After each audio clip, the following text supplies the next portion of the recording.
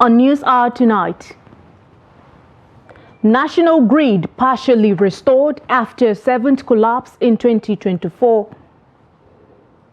Bandit strike Katsina, 2 dead, multiple injured. PDP governors mediate, parties urged to maintain status quo. On the foreign scene, United Nations warns of looming humanitarian disaster in Lebanon as Israel-Hezbollah war escalates.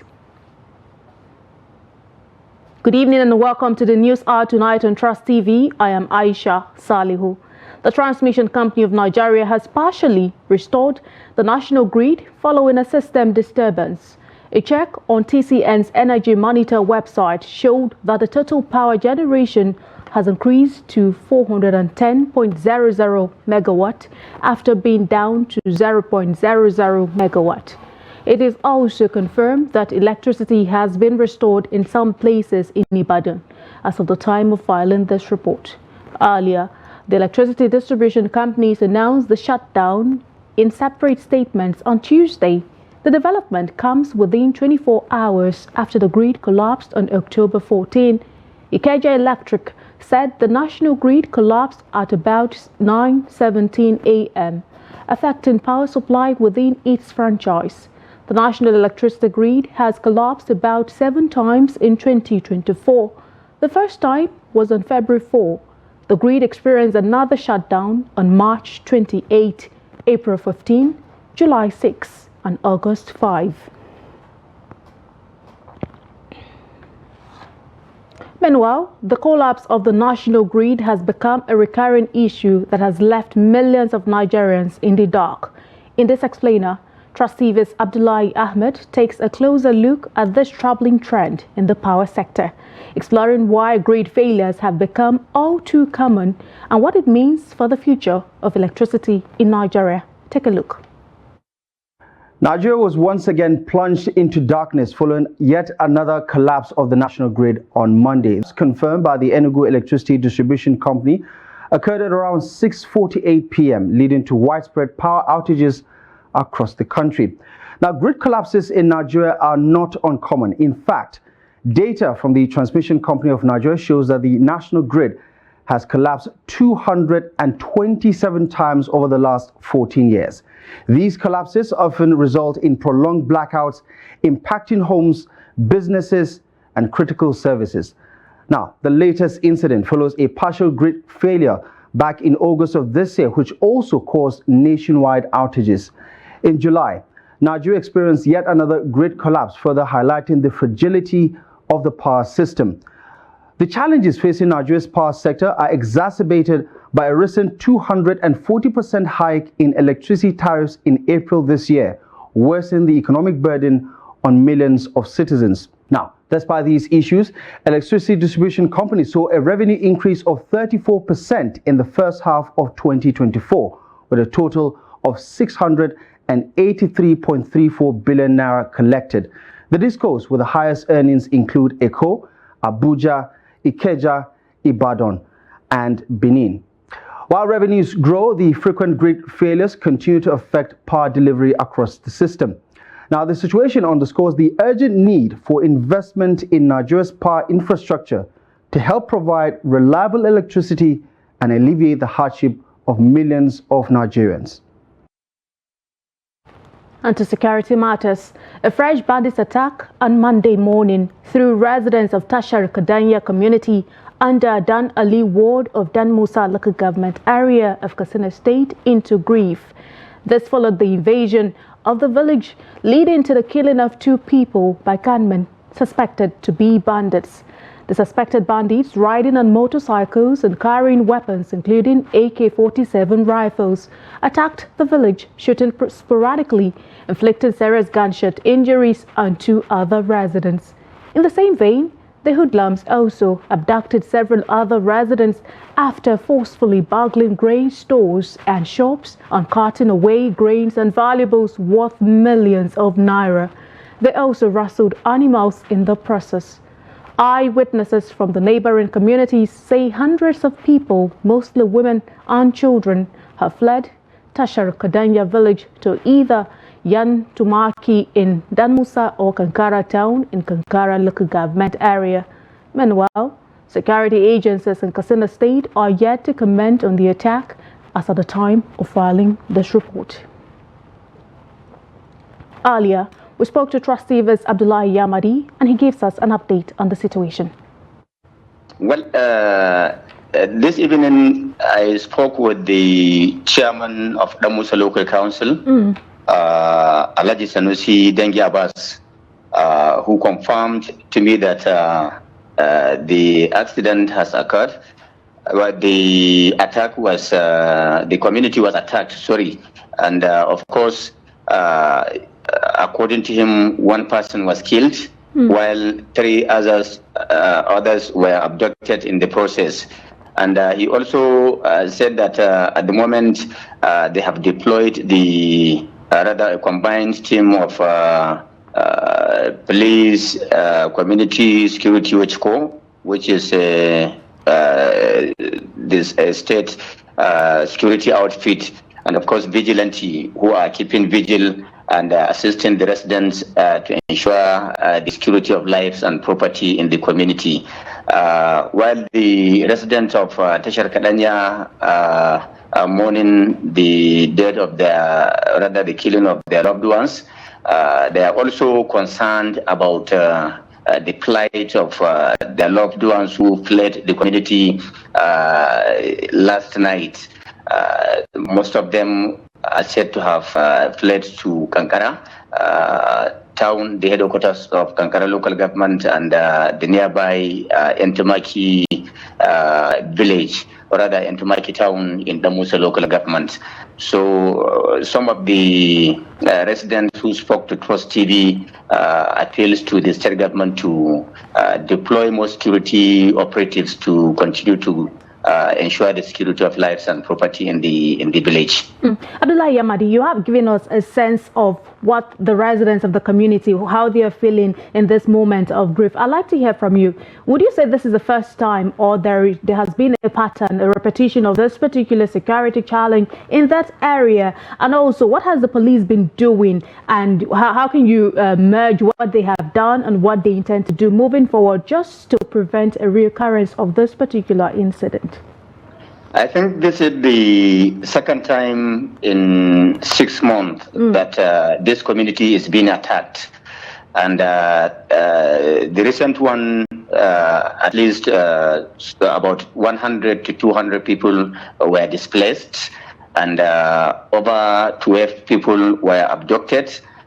So many shops were burgled, and properties worth millions of naira were taken from the community.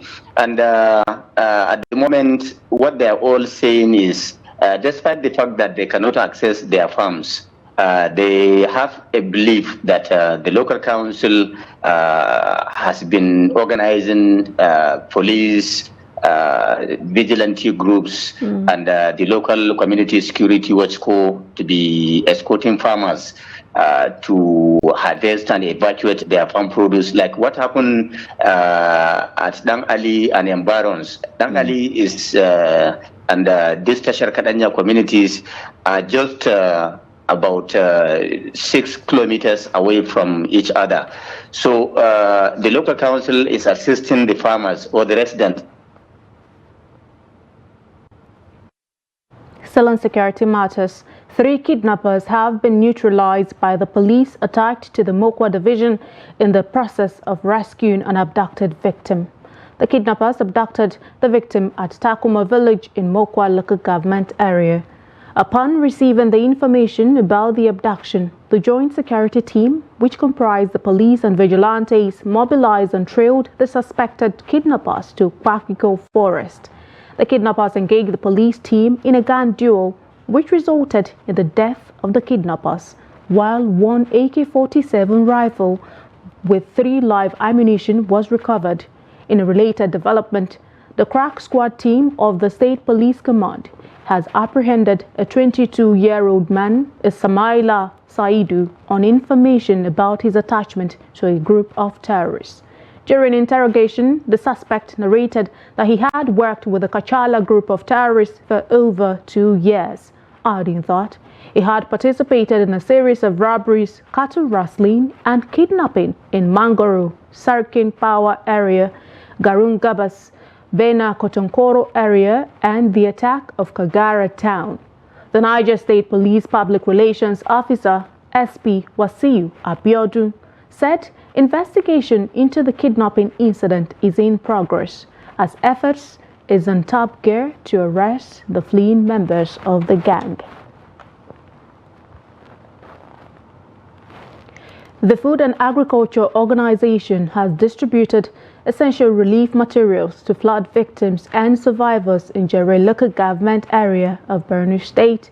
The palliatives handed over to the Borno Flood Relief Committee is to support vulnerable households affected by the flood and also enhance food security. The flood victims were supported with nutritional food supplements for 1,000 children, briquettes and fuel-efficient stoves to reduce environmental degradation. It also plans to vaccinate over 40,000 livestock belonging to 3,000 flood-affected families. The FAO officer in charge of Northeast Sub-Region, Dauda Dumbia, said the intervention targets 1,000 children with the purpose of keeping them from being vulnerable to diseases and malnutrition. Days, I would say weeks, we are in the process also to be able to assist remaining communities and remaining households with also the Tambron, which will be 1,600 households targeted, and also for the livestock vaccination. We are in the process also to get the vaccine and to be working with the relevant services from the government side. The flood, you can see there is already an outbreak of cholera right now. So there are some animal diseases that can spread across also. So as we are taking care of humans, the same way we are taking care of animals also. So we have a plan of vaccinating about 4,000 animals within Jere LGA alone. And then also we have a plan for the macro gardening support. It is very much timely and is prompt response to the people of the area. And we also have fuel efficient stock alongside the charcoal that will be helped in using or utilizing to cook whatever that has been intervened by the Food and Agricultural Organization. So on behalf of Borno State government and the people of Jere local government, particularly for Shokari Ward, we are very grateful and we do appreciate and acknowledge the intervention of Food and Agricultural Organization. The flood affected our house and it took everything, no food. But today, I really appreciate them for giving us food supplements, stove and charcoal too. May Allah bless them. Inequality has become a critical challenge in Nigeria, with the wealth gap widening at an alarming rate. Over 40% of the population lives below the international poverty line, surviving on less than 2,000 naira per day. As the disparity grows, civil society groups are sounding the alarm, urging swift action to tackle the root causes of inequality and uplift millions from poverty. Dr. Yakubu completes the report. Inequality spans across every aspect of society, from gender and education to politics and more, driven by social, political and economic factors. The concentration of wealth at the top leaves much of the population behind, fueling unfair resource distribution that threatens social stability and economic progress. Reports show that 4 in 10 Nigerians live in poverty, and with a rapidly growing population, civil society groups are calling for urgent action to address this deepening crisis. Today we have less than 2% of people who controls Nigeria's wealth, and you have over 90% who are not enjoying the natural resources or even the dividends of democracy that we've all embraced. Today, families cannot even afford 3 square meals. Children are being dropped out of school because of 3,000 naira. And yet you hear government say education is free. It's not healthy for a society, for a segment of the society to live in extreme affluence while others live in extreme poverty. It's not good for the country. It's not even good for the rich and the powerful, because the more people get poorer and excluded, the more such system become dangerous, even for the people who are rich and living in affluence. If you look at even women participation in political affairs in the country, if you look at the percentage, it's just talking about 6.5 or so of women being in the decision-making positions in the government, which is not actually the best scenario that we want to see. When people are pushed to the extreme poverty, they may likely going to go and be doing criminality. And many criminals are recruiting people who are already disenchanted, who have no job, who have no means of livelihood, who have no means of support, who are out of school. They called for a review of the tax system, recommending that the wealthy should face higher taxes to help address inequality. A tax system that tax you on the basis of your income, so that the rich and powerful are taxed much more higher and the poor are protected. The resources from the rich and powerful is brought to provide services for the poorer people. Tackling income and wealth inequality in Nigeria demands systemic reforms such as expanding access to education, healthcare, and social services, fostering inclusive economic growth, combating corruption, and strengthening governance. Dorcas Yakubu, Trust TV News, Abuja. The Minister of Women Affairs, Uju Kennedy Ohaneye, has promised to take decisive action against a man accused of sexually abusing two sisters, aged 8 and 3. In a viral video, the minister vowed to ensure justice is served, stating that she would not tolerate such acts and would make an example of the neighbor allegedly responsible for the abuse. Action will come. I will find them tight. It is they that will run, not me, but it's Uju Kennedy Ohaneye. I will not go. Imagine a small girl like this being raped by a matured man with her younger sister, 3-year-old. Where is it done? 3-year-old, and this girl 8 years plus, being raped 3 times. I will teach this man a lesson. Yes. When I finish with him, I'll bring him out to Nigeria. Nigerians will finish with the remaining one. Yes. Because now Nigerians, you people are doing well. As I am now, each time I call you people, you come out. Each time something happens, you push it to me. And when I come out to fight, you join me. Even if you don't come physically, but you're using media. You're still doing me and Nigerian women and children the same way. I thank you very well, Nigerians.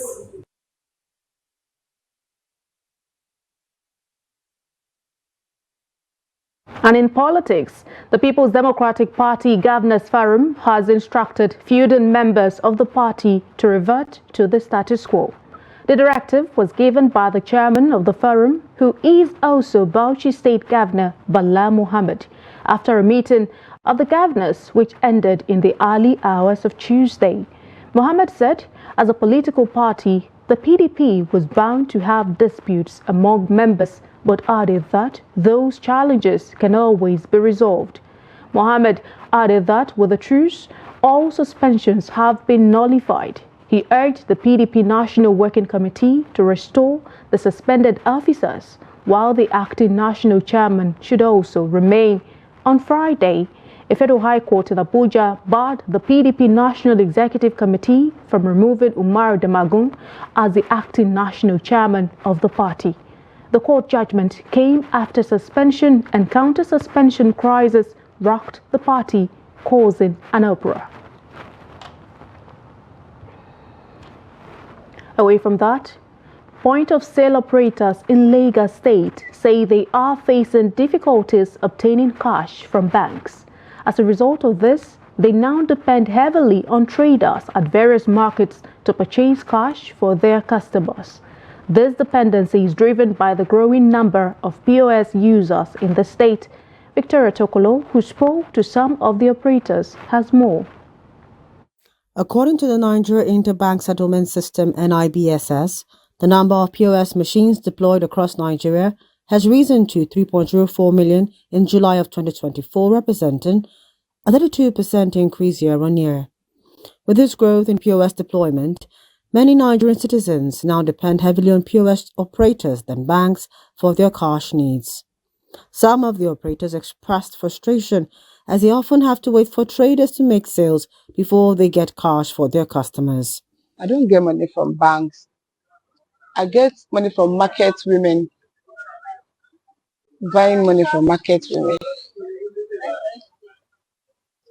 Bank does not give us cash. More than throughout of this year, I'm not sure.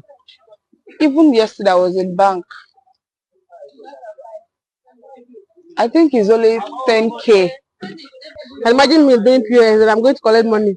I said I need 100,000, they're giving me just 20,000 naira. Move around to all the banks, the same thing, 5,000, 5,000, 10,000 naira. And that was not even enough for me to do my business. So I have to go to the market people to get my cash to my business. And the charges still remain the same. The charges say they are charging on the business. Like example, I use money points. What the charges say is too much. At the end of the day, you make nothing. So sometimes when I get to bank, I need 300,000 though. Maybe I just say I don't have 300 though, or I beg them that please now I need it. You know I'm doing POS now, so they can give me that 300. So if I have anything, maybe 1,000, sometimes 500, I can just dash the person that help me to use it to buy card. So they give me cash. Say, why they are doing us like this? CBN is there. What are they doing? They're supposed to print the money for us. So it will use for citizens to do the business. Even since it's hard. If we had seen a good business do, everything will easy for us to eat or to do whatever. It's easy. But now, no cash. The operators urged both the federal and state governments to address the naira scarcity in the state, as it is affecting businesses and individuals alike. You're watching the News Hour tonight on Trust TV. Still in the news. Discover how a Rivers community proudly upholds the Ofo title tradition, defying the pressures of Western influence. More news on return. Do stay with us.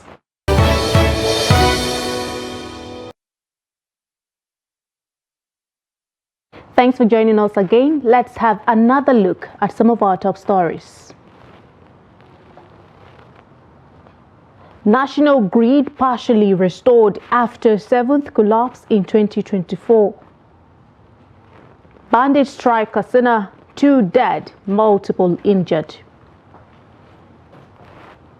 And to other stories, the House of Representatives has called on the Federal Ministry of Education, the Joint Admission and Matriculation Board, and the West African Examinations Council to urgently return the examination center in Lassa and establish a new center in Musa and Dille to alleviate the challenges faced by students in those communities of Askira Uba local government area of Borno State. It also urged the Federal Ministry of Education to collaborate with security agencies to ensure the safety and security of students, teachers, and examination materials in the newly restored examination centers. This followed the adoption of a motion moved by Representative Midalla Usman Balami at the plenary on Tuesday. Presenting the motion, he said the current security situation in Musa, Dille, Mutlafu, and Lassa wards of Askira Uba local government area of Borno State has impacted negatively on students writing JAMB, WAEC, and SSE examinations in the communities.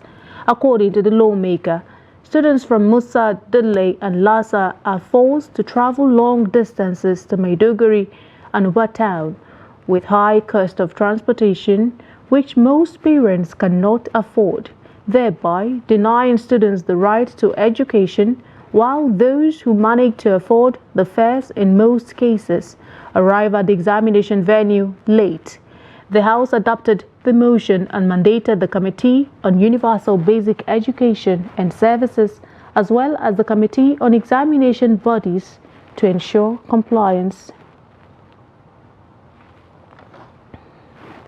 15-year-old Chinemere Opara has sued the Federal Ministry of Education, the Joint Admissions and Matriculation Board, and the National Universities Commission over the government's policy which seeks to limit admissions into Nigerian universities to applicants who attain the age of 18. Opara, a senior secondary school student, filed the suit through his guardian, Maxwell Opara, his father, and a lawyer at the Federal High Court in Abuja on Monday. According to reports, in the originating motion dated September 30 and filed October 14 by Wayne Elijah, the SS2 student listed the ministry, JAMB, and NUC as first to third respondents, respectively. In his 6 reliefs, the applicant sought a declaration that the respondent's minimum age for admission policy to restrict the age of Nigerian citizens for admission into universities in the country is discriminatory and unconstitutional.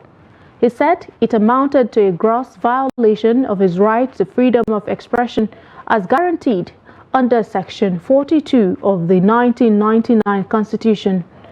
The Minister of Education, Professor Tahir Maman, had in July stated that beginning from 2025, candidates under 18 years of age would not be allowed to sit for the Senior Secondary Certificate Examination, a prerequisite for admission to higher institutions. The announcement, however, sparked intense debate among education stakeholders and parents, forcing Maman to accept 16 years as the admission age into tertiary institutions this year.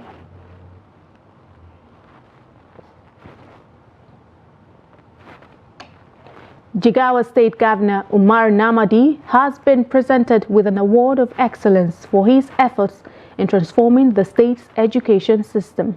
The award, presented by the National Union of Teachers in celebration of this year's World Teachers' Day, highlights Jigawa State as a leading example in prioritizing education.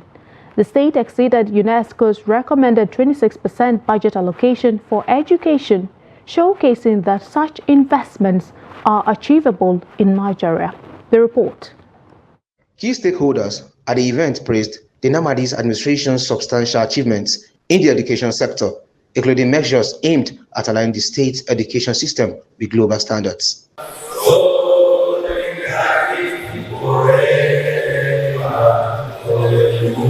Among the achievements of Governor Namadi in the education sector are the sponsorship of 200 medical students to study in Cyprus and India, the employment of 7,000 teachers to improve the student-teacher ratio in primary and secondary schools, as well as the construction and renovation of schools to create a conducive learning environment. These efforts have garnered attention from educational stakeholders both locally and internationally. You see, it's the only governor in Nigeria that awarded a budgetary allocation in this 2024 up to 32% benchmark, ahead of UNESCO provision of 26%. So, and look at the level of constructions, look at the level of renovations, look at the level of employment of teachers in the state. When you go around the neighboring state, there is no any governor that has ever recruited, not even up to 3,000, but 7,000 teachers. You see, and the recruitment is ongoing. Governor Namadi, represented by his deputy, Aminu Sude Gomel, expressed gratitude to the NUT during the event at the government house in Duse and reaffirmed his commitment to fulfilling the promises made to the people of Jigawa State. His Excellency Malam Umar Namadi have sponsored a lot of students to study different various courses in medicines, engineering, and others. And recently, he has sponsored about 30 people to China to learn the agricultural mechanizations in order to boost our agricultural system in the state. The IET explained that the award was in recognition of the governor's substantial investment in education which they believe will yield long-term benefits for the state. Senator Sumaila Kawu, representing Kano South, is calling for mandatory drug tests for elected and appointed political office holders before they take office. During a Senate debate at the resumption of legislative activities on Tuesday, Senator Kawu claimed that political leaders supply illicit drugs to their supporters during elections. Trust TV's Senate correspondent Sagir Ibrahim brings details of these and more from Tuesday's plenary. During a heated debate on the bill to establish a National Institute for Drug Awareness and Rehabilitation aimed at promoting awareness, preventing substance abuse, and aiding the rehabilitation of drug users, the Kano lawmaker also accused many security operatives of being involved in drug trafficking. The bill was sponsored by Senator Rufai Hanga, representing Kano Central. Conduct research and collect data to develop effective strategies for drug abuse prevention and rehabilitation. How many of us can swear with Quran or Bible that in any way they are not supporting drug abusers in their constituency? And from my own little discussion in my constituency, I discovered that the issue goes beyond NDLEA. Other lawmakers voiced strong opposition to the creation of a new agency, arguing that it was unnecessary given the presence of the National Drug Law Enforcement Agency, the NDLEA.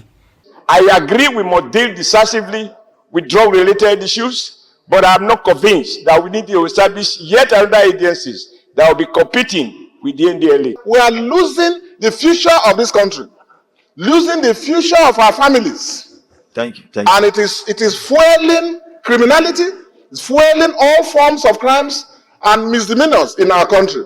Following a heated debate, the bill passed second reading and was referred to the Committee on Drugs and Narcotics to report back in 4 weeks. A bill to establish a National Institute for Drug Awareness and Rehabilitation to coordinate efforts in promoting drug awareness, preventing substance abuse, and facilitating rehabilitation of drug users, and for related matters, 2024 second reading taken.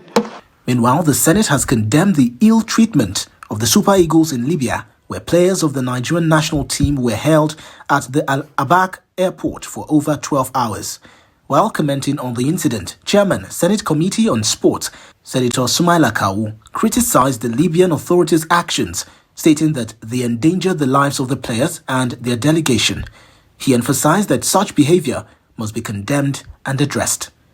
And finally, urge the federal government to report this and support man-like action of the Libyan authority to the Confederation of African Football, CAF, with a view to apportioning appropriate section on them in order to forestall recurrence in future. We think it's a mistake that the Libyans should be given a chance to correct and apologize to the Nigerian government. Nigeria is the biggest, is a big brother in Africa.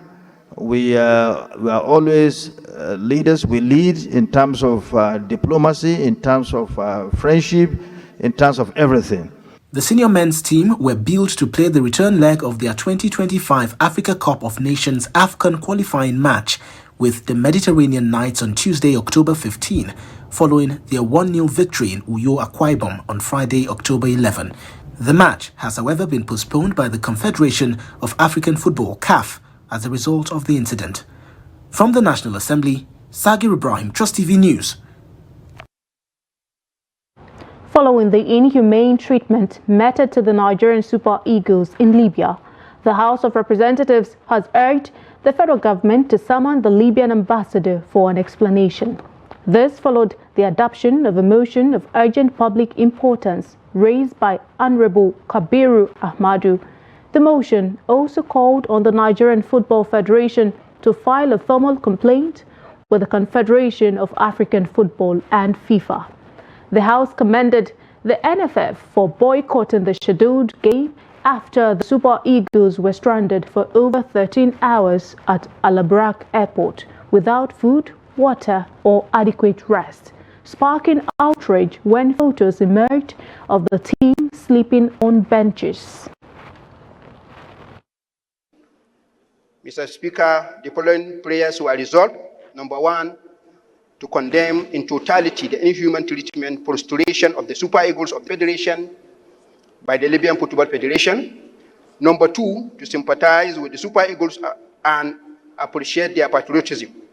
Number three, to urge the Nigerian Football Federation, NFF, to make an official complaint to the Confederation of African Football, CAF, and the Federation of International Football Association, FIFA, for the dehumanization of the Super Eagles players and NFF contingent by the Libyan authorities on the 13 to 14 October 2024 in Libya.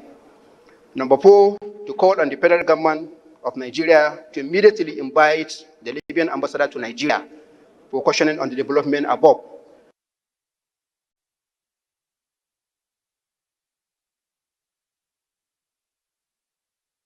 Ofo, an insignia for justice, peace and unity, is respected and revered in Igbo land and by extension in Ikwere ethnic group. Though the advent of Christianity has slightly diluted the efficacy of the Ofo, the insignia is still highly revered in Ikwere, Rivers State. In this special report, our correspondent Friday Ebimobowe Peter, who visited Obele community in Rivers State, where Ofo holders gathered to strengthen the practice, reports that people there describe it as a symbol of unity, justice, truth, and peace. The report. Barefooted old men, some above 100 years, marched through Obele community amid significant silence, suggesting respect for the highest decision-making body in the land, each bearing a stick of about 4 feet long, horn from buffalo or antelope. Their traditional wares were laced with red traditional caps, suited for the cultural practice.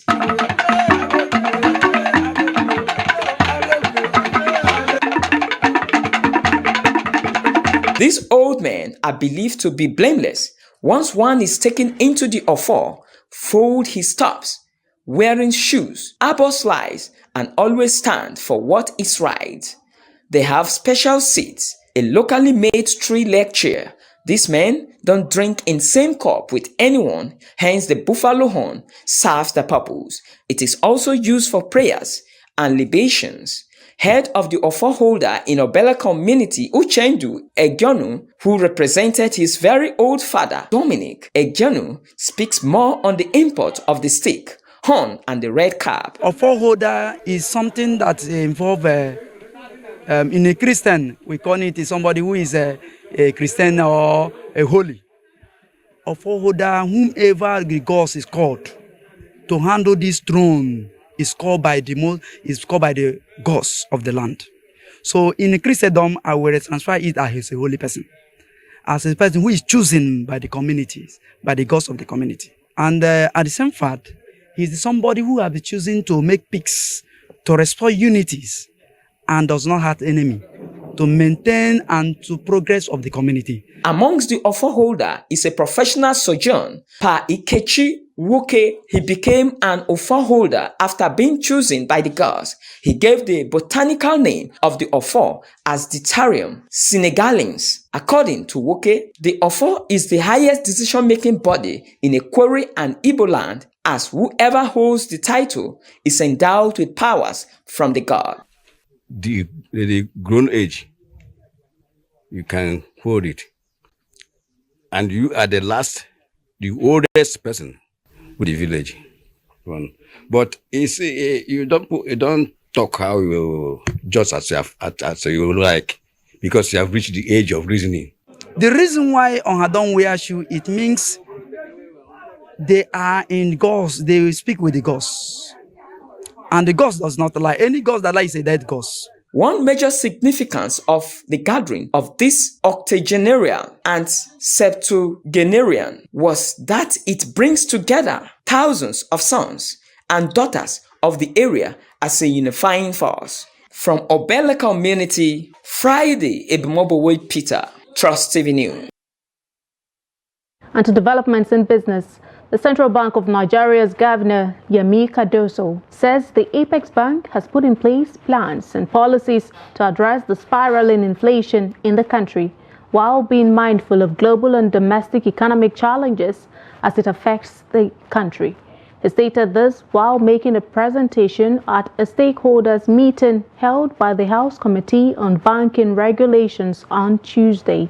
According to him, the CBN has taken decisive actions to ensure the safety, soundness, and resilience of the banking industry, which include recapitalization by raising the minimum capital base to support the $1 trillion economy envisioned by the federal government of Nigeria by 2030.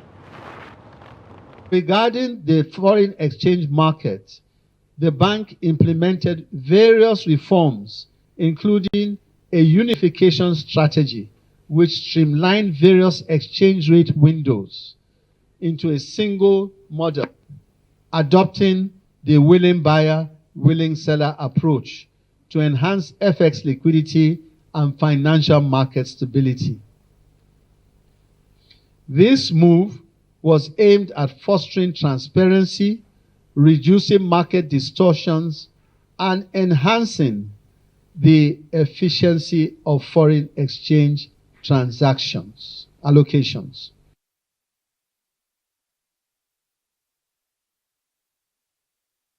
Let's join Chiamaka and Nendu for more business news.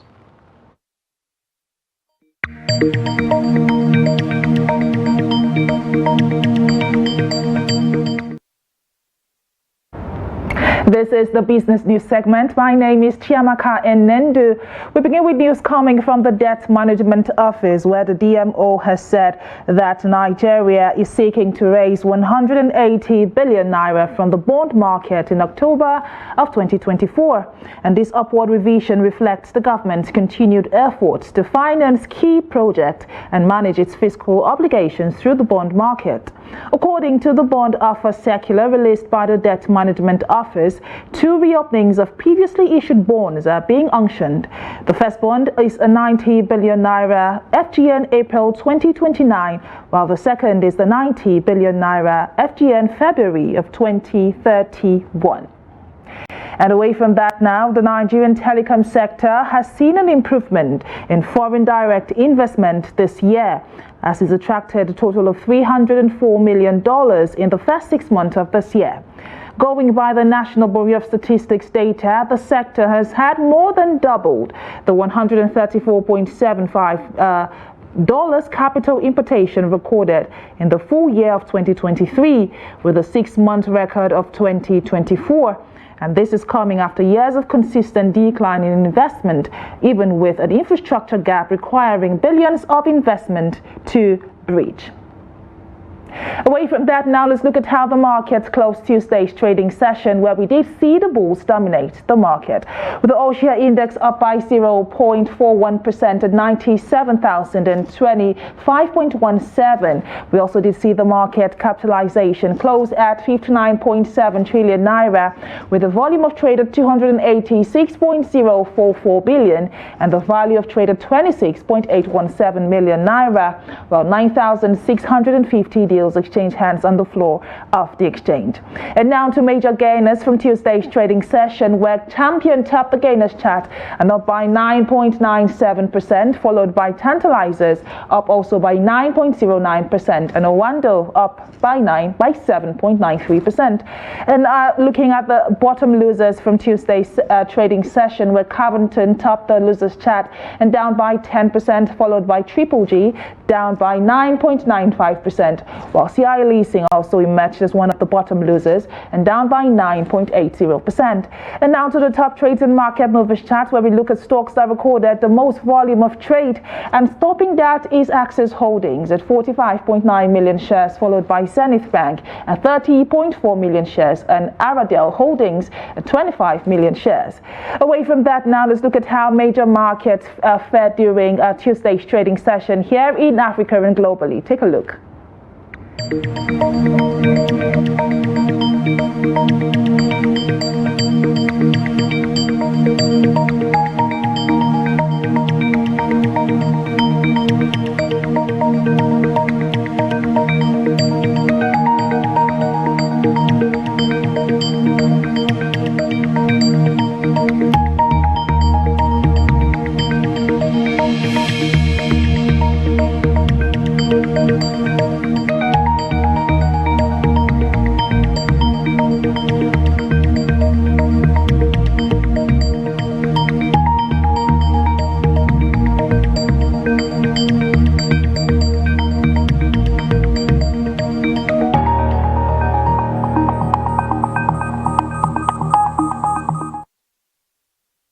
And meanwhile, in the commodities market, crude prices slumped on Tuesday, even as the International Energy Agency cut its projection for oil demand growth, noting that China's slowing economy was behind the decision. And the benchmarks had earlier fallen, reaching their lowest since the beginning of October, after setting about 2% lower on Monday.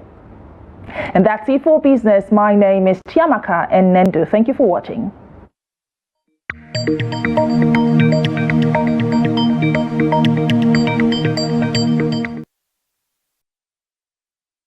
Thank you, Chiamaka Nendu, for the business news. We'll take it away from Nigeria now. United Nations agencies have called for an urgent increase in funding to deal with the unfolding humanitarian crisis in Lebanon as the Israeli military continues its offensive against Hezbollah. UNICEF and the World Food Programme warned in a joint statement on Tuesday that the fighting, which has displaced hundreds of thousands in Lebanon, has triggered a catastrophe.